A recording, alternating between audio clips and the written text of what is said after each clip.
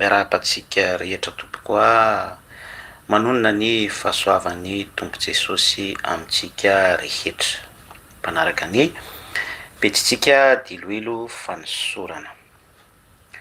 Araka ny lohahevitra izay hitantsika dia mikasika ny zazavery, ny fanaparana amin'ny marefo mihodinkodina amin'izay zany no fampitakafatra ato anio.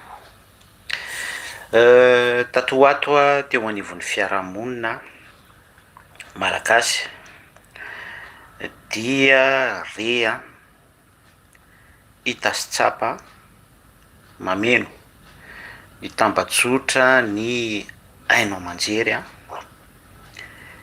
ny appel de détresse. Appel de détresse antsoavo ao anaty fanaitainana fangirikifiriana fahaverezan-kevitra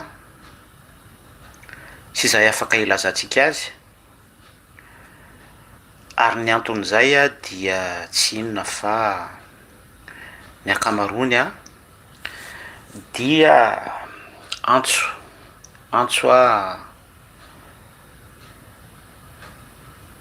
ny am'ireo zazavery, zaza tsy hita, ary raha misy aza hoe hita dia ny akamarony dia efa tsy misy aina intsony. Mampalahelo fa nahita ara ireo ankizy, ireo marefo izay nanaovana antso, nanaovana fanentanana appel de détresse,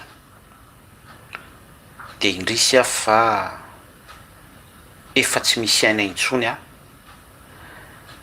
zany hoe malheureusement efa juste hoe miconstater an'ilay tranga sisa nataon'ny havanakaiky ny fiarahamonina, ny manam-pahefana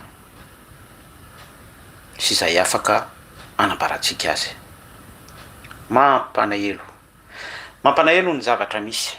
Izay ny voalohany izay. Ny manaraka an'izay dia ny mampametram-panontaniana, ny mahagaga amin'ity trangan-javatra ny amin'ny zazavery ity dia mirongatra be izy io amin'izao tsika miresaka izao. Mirongatra be ary sesilany be mihitsy. Ny eo tsy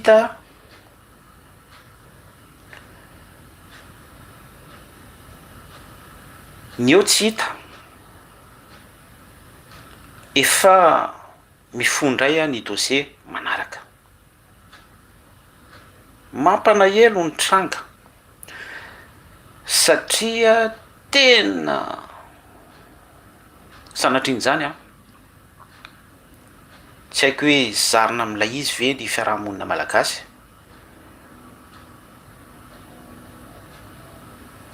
Mampalahelo ihany koa hoe fa maninona loatra ny firenetsika no miaina anton-javatra tahaka izao.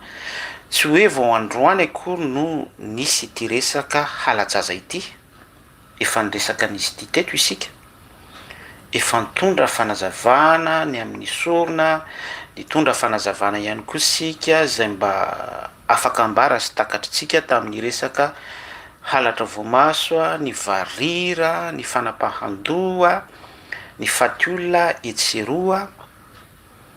Efa noresantsika teto daholo zany ary efa nanomezantsika fampahafantarana, fanairana, fitsofana trompette, nanipazantsika teny ara-panahy karazana indice be da be selon la Bible mifanitsy amin'izany. Fa ankehitriny dia mbola tsy foana izany zavatra mampiorory sy atrosy izany fa mbola mampiaina ny fiarahamonina. Manentana izahay ary mino aho fa ianareo any misy anareo any koa dia efa miaramentana amin'ny tenanay, indrindra isika rehetra ny anivon'ny fiarahamonina any. Samy mandray andraikitra, samy mandray andraikitra tompoko. Raisoa ny andraikitra tandrify anao. Ny sécurité misy fomba fiteny zay aty amin'ny tany mandrosiny amin'ny hoe sécurité avant tout. Io resaka sécurité io tsy tokony ho atao ambanin'ny zavatra mihitsy. Ny fitondrana misy moa dia ny fitondrana fanavaozana. Tsika tsy miresaka politika. Raha tsy diso dia misy 5 lahy colonel ao amin'ny tête ny fitondrana. Zany hoe raha tsorina be zany resaka dia fitondrana miaramila isika izao. Raha izay sary zay hoe fitondrana miaramila isika dia raha ny tokony ho izy dia amin'ny maha fitondrana miaramila azy dia tokony hoe tsy hisy fay zany, na toko hoe marina fa hoe tsy misy ny tsy misy zany hoe zéro ina moa filazana zany, zéro risque. Fa toke 99% zany amin'ny maha fitondrana miaramila azy dia tokony andro fahalemana ny firenena malagasy. Kanefa tsy izany ny zavatra misy, kanefa tsy izany ny zavatra iainan'ny vahoaka malagasy, kanefa ny fiarahamonina dia miaina tebiteby, miaina insécurité, miaina fanapahan-doha, miaina fatin'olona miapatrapatra etseroa. Io zao vao ambarany tambajotra indray sy mameno rindrina tambajotra sy ny pejy isan-karazany fatin-dehilahy hita tany Amboanjo be indray. Ilay Amboanjo be koa aloha dia tena hoe toko hoe sanatriny zany mialatsiny manona an'ilay commune fa tsy mbola nikombona akory ny ratra tamin'ny zavatra nanjoa ny fianakaviana kely ny ramatoa kely Sahala, ilay nisy nakan-keriny dia après ny fakanan-keriny dia hita faty ilay tovovavy kely indrisy. Dia rehefa hita faty ilay tovovavy kely dia niara-ny fanaparana, ny torture, ny fanimbahana sy ny zavatra ohatrohatran'izany. Zany no novatana ny fianakaviana sy ny manam-pahefana. Dia io indray tompoko misy ka hoe misy fatin'olona, fatin-dehilahy ray mpianakaviana hita faty tao Amboanjo be. Tsy fantatro hoe saika anao ny raha andavanandro izy no nifanehitra tamin'ny olon-dratsy, angamba izany tsy tia mbola nazo information tsara, ary nanaparan'ireo olon-dratsy hatramin'ny fitaovam-pananahany no esoron'ireo olon-dratsy.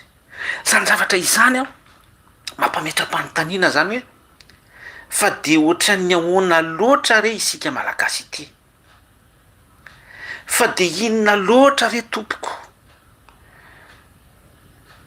fa maninona loatra no lasa tahaka izao ny fiainatsika malagasy.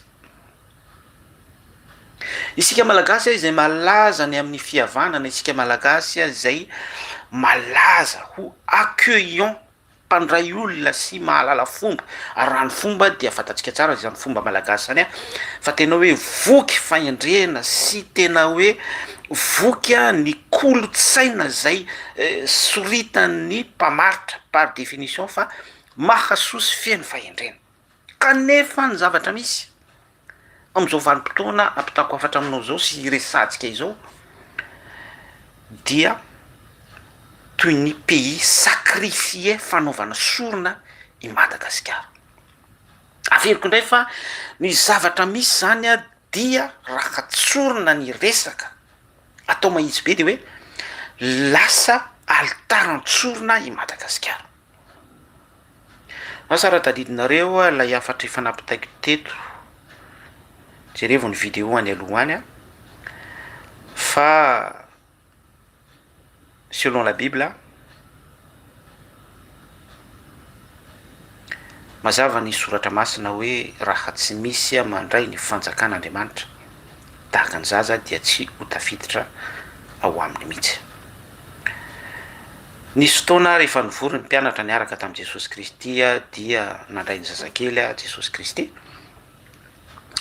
De rehefa nandray ny zazakely Jesosy Kristy dia ny s'imposer ny mpianatra avy hatrany dia ny tanipo ny etsi-po fa izay le hoe ny tanipo sy ny etsi-po izay fihetseha-po izay rehefa tena nodinihako sy noalaliniko ilay izy dia fihetsehana ara-panahy nisy esprit zany nampietana ny fon'ny mpianatra ka nahatonga azy ireo nandrary ny ray aman-dreniny ankizy ary nanisy barriera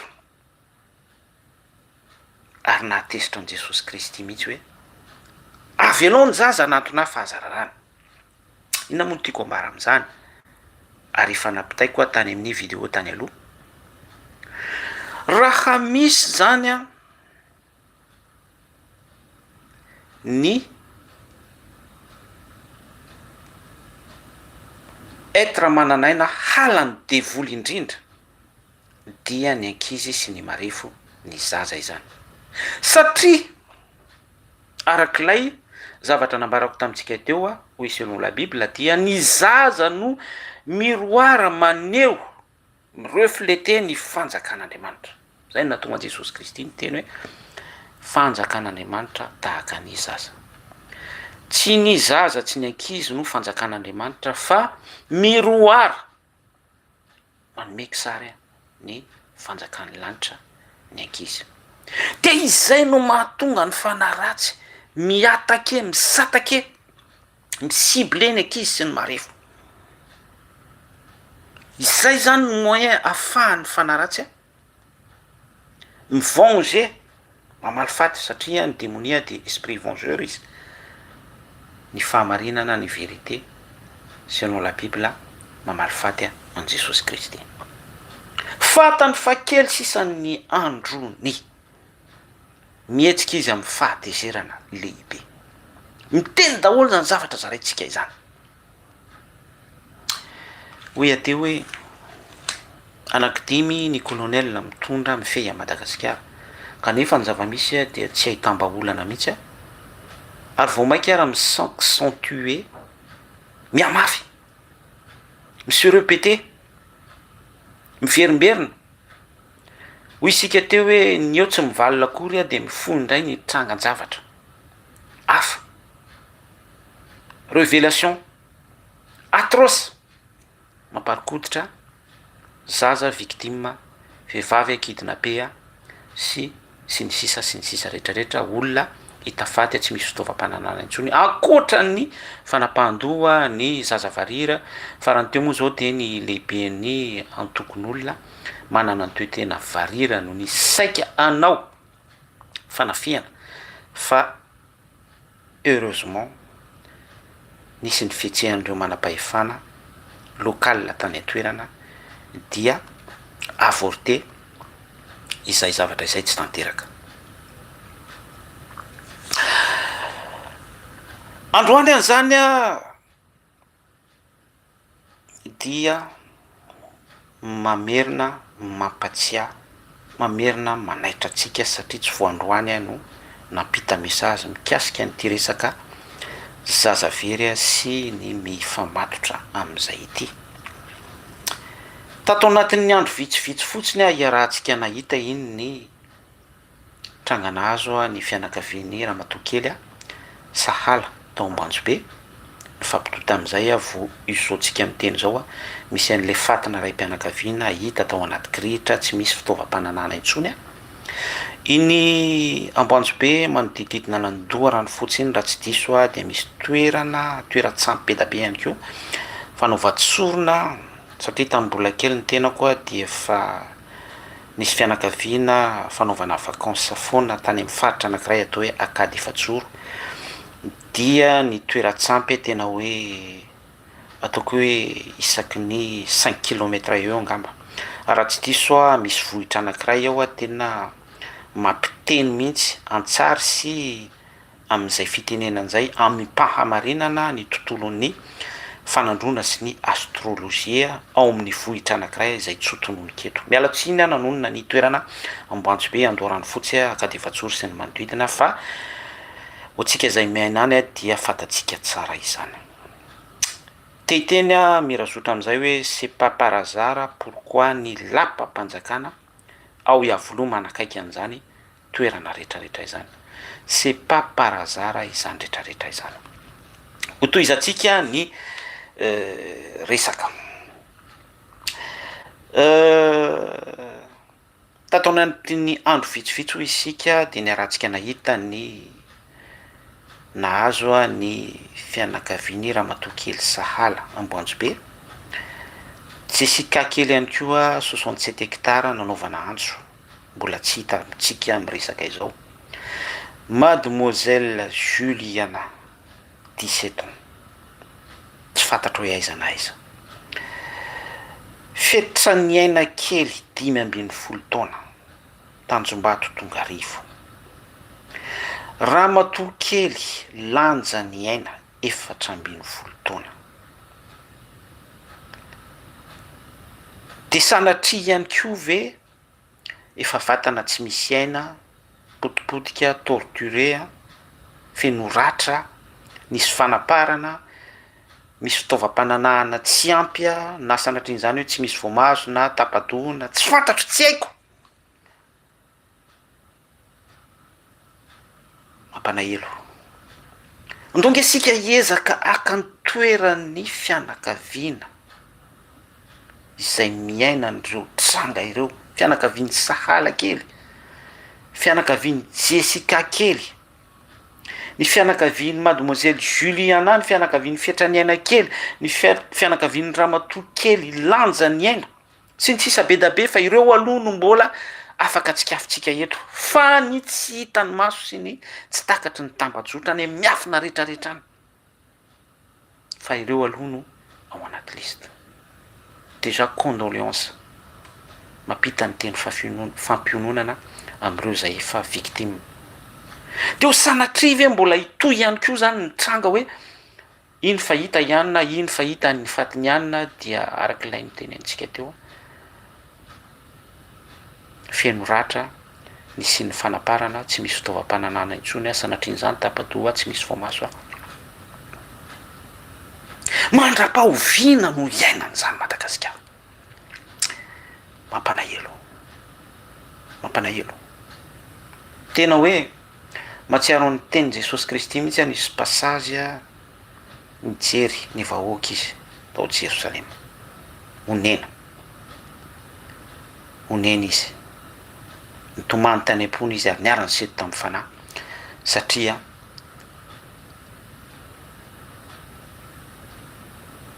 tahaka ny ondry tsy misy pia. Ary foison lavitra an'izany ny zavatra misy ao Madagasikara. Misy fitondram-panjakana, misy colonel 10 mitantana azy, misy androm-panjakana isa tokony izay atao hoe mahefa, za tsy teny hoe tsy mahefa. Ny matso tamin'ny 26 juin ny aranahita isika fa manana ny fitaovam-piadiana raitra hatramin'ny eny anabakabaka, ny mamoaka setroka, ny helikoptera, ny karazana commando, ny sara izay fiara-mifono via sy ny sisa rehetrarehetra, ireo commando tsara ofana anatsika daholo zany. Hatramin'ny mercenaire ananatsika. Kanefa ny zavatra misy isan'andro isan'ora. Isaky ny manokatra vaovao ianao maheno tambajotra ianao mijery rindrina ianao dia zaza very eto, zaza very arô. Antsoaviny amin'izany. Fanaitainana. Ary rehefa hita ireo zaza very dia indrisy fa efa tsy misy aina intsony ary tsy vitany hoe tsy misy aina fa arak'ilay efa no resantsika teo rotodrotika, potipotika niara-ny fanaparana. Alitaran-tsorona i Madagasikara. Mampanahelo. Tena mampanahelo. Mbola ataontsika rapelina ihany koa. Ataontsika fampatsiahivana ihany. Jesosy Kristy no niteny hoe indro ao izy izy mahita ny demonia ny devoly latsaka avy any an-danitra amin'ny pahatezerana lehibe tahaka ny varatra satria fantany aho fa kely sisany androny. Sasany tia naitra atsika ary te hisezira ny conscience atsika tsirairay ny amin'ny hoe ao anatin'ny vanim-potoanan'ny fahoriana sy ny fangirifiriana mifanitsy sy tondroin'izay hoe devoly ao anaty fahatezerana lehibe izay a ny contexte iainantsika izao. Teo a de ny teny hoe raha misy a ny être misy fofinaina halany devoly indrindra dia ny zaza sy ny marefo. Nanambara fotsiny aho fa ny baiboly a no efa nanipika an'izay ary isika dia nanazava ny tondra fanilo ahafahantsika manakatra an'izay a par rapport amin'ny témoignage ao amin'ny baiboly. Ety amin'ity zao tontolo zao ity no ahitanareo fahoriana hoy ny soratra masina dia tsy hoe juste mahita fotsiny malagasy fa tena miaina an'izany mihitsy. Miatra amin'ny malagasy mihitsy zany fahoriana izany. Miatra amin'ny malagasy a ny halajaza, miatra amin'ny malagasy ny fanapahan-doha, miatra amin'ny malagasy a ny halatra voamaso, miatra amin'ny malagasy ny karazana kidnapping, miatra amin'ny malagasy ny endrika insécurité izay tsy hitanao manerana an'izao tontolo izao fa ao Madagasikara ihany.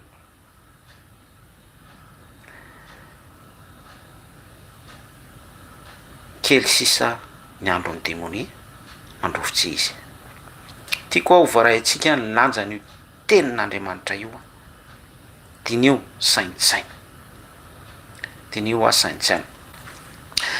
Nisy fotoana ny filohan'ny PRRM nanao témoignage par rapport amin'ilay resaka varira tany amin'ny faritra atsimo dia niteny mihitsy izy tao hoe misy olobe ozy izy impliqué mpiasam-panjakana ambony. Ny fanontaniana amin'izay hoe mpiasam-panjakana ambony zay dia hoe iza? Anjarantsika mamaly. Olona any anaty institution mety hoe député ve sa PDS ve sa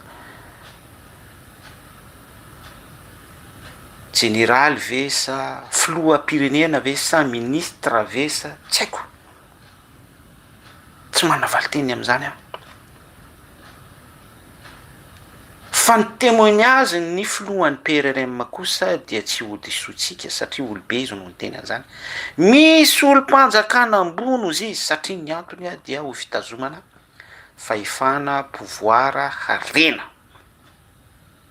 Eo ihany koa ireo mpimasy ozy izy. Ao ihany koa ireo mpamaky kariera ozy izy. Fampitohy amin'ilay resaka harena teo sy ny sisa be da be.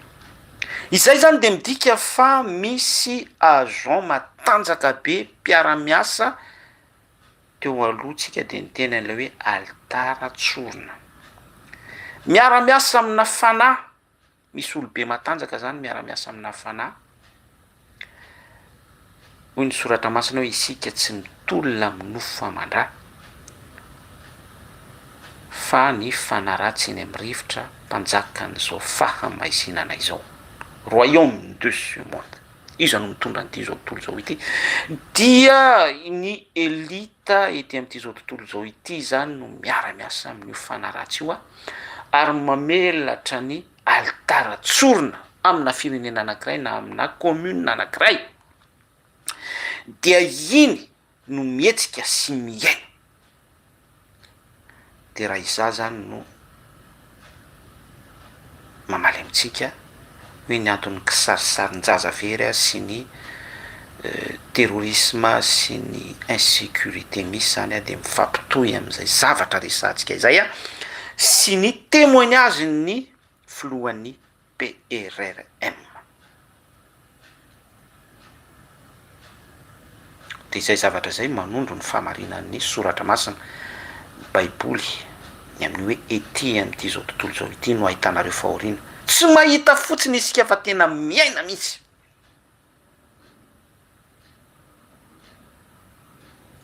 ary rehefa miaina ny malagasy dia malheureusement misubira satria ny antony a dia ireo mpiara-miasa amin'ilay fanaratsy ao anatin'ny fiasany amin'ny fanaovan'ny sorona amin'ny alalan'ilay alitaratsorona zay efa mivelatra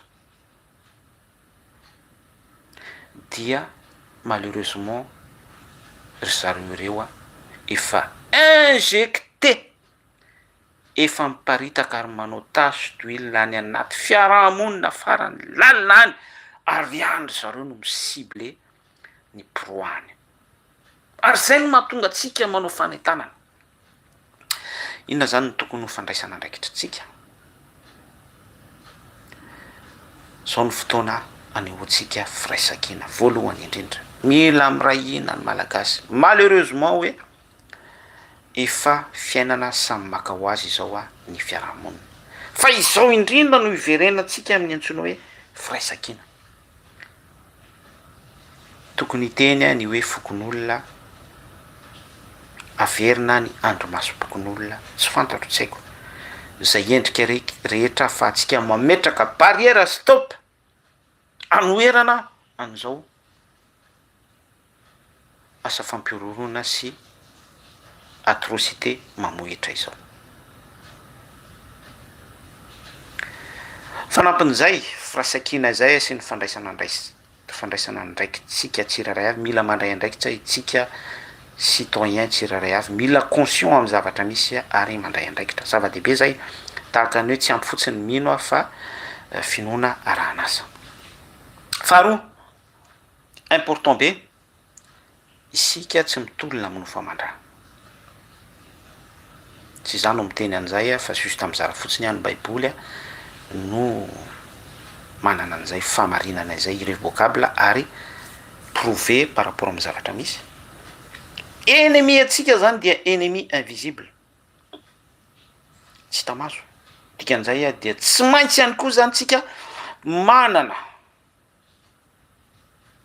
fana anankiray ngezabe izay matanjaka ahafahantsika mandresy an'io fanaratsy io sy ny mpiara-miasa aminy.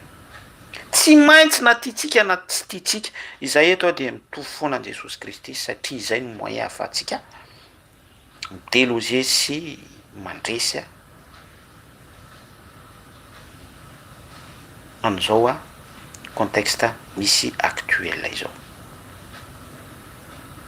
Aza manome fitoerana ho an'ny devoly, toerany devoly fahafalinareo dia andositra anareo izy. Soratra masina daholo ary par expérience no mahatonga atsika izara ny amin'ny izany.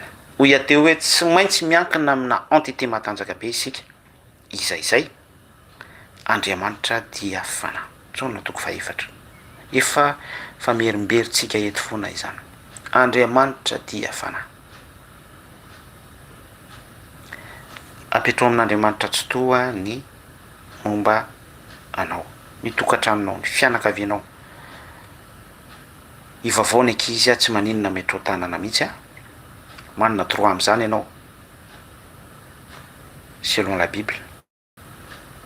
Aza miandry pastora, aza miandry mon père, aza miandry catéchiste, aza miandry koa enina bisopy sy izay ilazantsika azy fa afaka mandray andraikitra ny amin'izany mihitsy ianao ivavao ny ankizy arao maso ary aza matoky nizaniza mihitsy.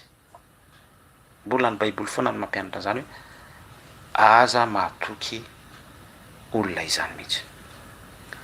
Averiko indray satria ny antony dia efa any anaty fiarahamonina any anaty elakela trano mihitsy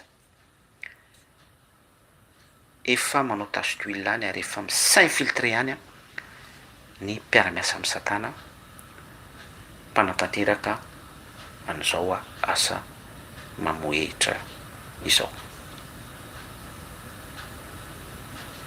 Tsy ampy fotsiny ny hoe antso ataontsika amin'ny fanjakana fa mila mandray andraikitra isika. Fanjakana koa ripotra amin'ny maharipotra azy. Ekenina fa misy ny mpitaizara-panahy, ny fiangonana sy ny sisa rehetrarehetra mitohy atoa hatramin'ny ara-drazana sy ireo amin'ny tontolony effet collectif fa tsy haiko zay lazantsika azy fa mampita afatra aminao raiso ny andraikitra mivavay ianao apetrao amin'Andriamanitra tsy to amin'ny anaran'i Jesosy Kristy ny fiainanao ametrao tanana ny ankizy tsofrano surveille eo satria ny ka misy sy ny témoignage no mahatonga antsika mampita an'izany afatra izany hoe tahaka ny ramatoa kely Sahala juste ny vidy mofo kely à peine à 10 mètres à 20 mètres ny trano fonenany no niaran'ny fanaparana inimaginable izany hoe zaza milalao eo tokotany na manao ny fiainany andavanandro tsy lavitra ny fonenany ny antony ilazako amin'izany amintsika dia précis ny dévoly rehefa miasa ary tena hoe aingam-piasa be izy satria fantany fa raha vao miraty amin'izany izy dia demasqué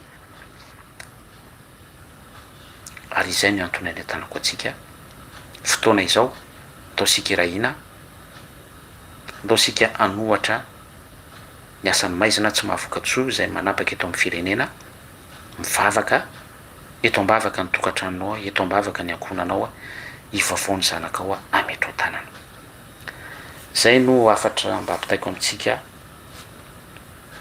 atao anatin'ity resaka zaza verity mino fa misy zavatra voaraintsika tsiraray avy ao anatin'izany mamerina ny teny fampiononana amin'ireo fianakaviana manamanjo tsy mora fa tena mafy tsy mora fa tena mafy ray aman-dreny ny tena mizara matsapa tsara mihitsy ny valeur an'izany hoe fraternité izany ny ankohonana indrindra indrindra mafy tena mafy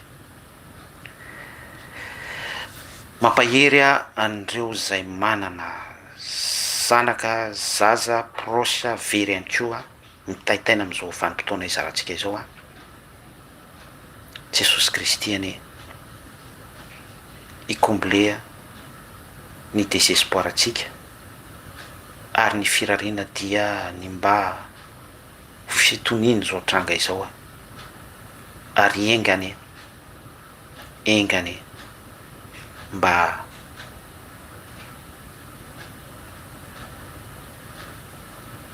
tsy hisy ny zavatra irréparable sy ny zavatra mamofady ny zavatra mampahoditra man'ireo zay tsy hita amin'izao vanim-potoana iresantsika izao fa mba ho tafaverina somatsara eo anivon'ny ankonany avy izy rehetra ireny mamindrafo aminay Jesosy Kristy onjeo ny firenenay ny anaranao mahery no isintonay miaraka amin'izany vavaka izany alleluia miraha soantsika rehetra tianao Jesosy veloma tompoko amen